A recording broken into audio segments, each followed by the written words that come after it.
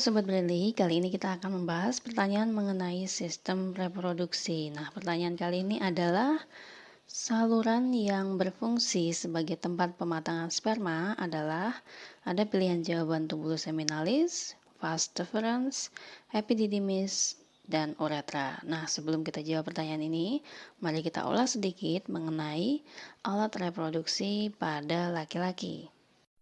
Alat reproduksi laki-laki itu terbagi menjadi dua bagian, yaitu alat reproduksi bagian luar dan alat reproduksi bagian dalam. Nah, alat reproduksi bagian luar itu terdiri atas penis dan skrotum. Nah, penis ini fungsinya sebagai saluran urin dan saluran sperma, sedangkan skrotum penis juga berfungsi sebagai alat koitus, yaitu alat persetubuhan pada proses fertilisasi. Nah, kemudian ada juga skrotum. Skrotum ini fungsinya untuk melindungi testis, untuk menjaga suhu testis agar suhunya sesuai untuk memproduksi sperma.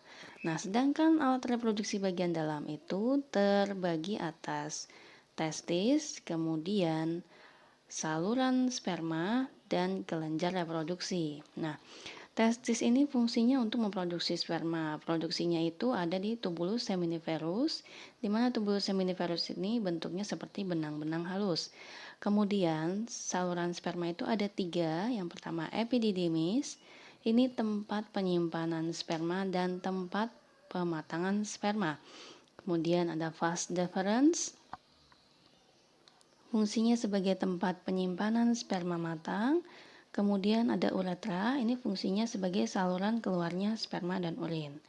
Nah, selain saluran sperma tadi ada kelenjar reproduksi. Nah, kelenjar reproduksi ini ada 3, vesikula seminalis, kelenjar prostat, dan kelenjar Cowper. Masing-masing menghasilkan sekret-sekret nanti yang akan bergabung menjadi satu sehingga membentuk cairan semen, di mana fungsi dari sekret tersebut adalah melindungi dan memberikan nutrisi sel sperma.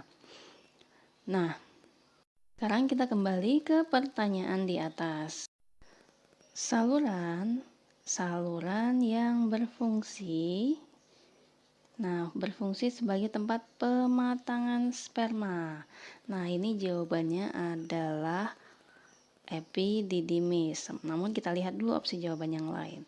Tubulus seminalis. Nah, tubulus seminalis ini bukan jawaban yang tepat. Tidak ada tubulus seminalis, yang ada adalah vesikula seminalis. Karena vesikula seminalis itu bentuknya seperti kantong, sedangkan tubulus ini adalah saluran. Nah, kemudian fungsi dari vesikula seminalis ini adalah fungsinya tempat bercampurnya sperma dengan getah-getah atau cairan yang dihasilkan oleh kelenjar-kelenjar reproduksi. Kemudian yang berikutnya vas deferens, ini juga bukan jawaban yang tepat karena vas deferens itu tempat menyimpan sperma yang sudah matang. Nah, ini bukan jawaban yang tepat karena yang ditanyakan adalah tempat pematangannya sperma. Kemudian uretra. Nah, uretra ini adalah berfungsi sebagai saluran keluarnya sperma dan urin. Jadi ini bukan jawaban yang tepat. Nah, jadi kesimpulannya, saluran yang berfungsi sebagai tempat pematangan sperma adalah epididymis, di mana disinilah sperma yang sudah dibentuk dari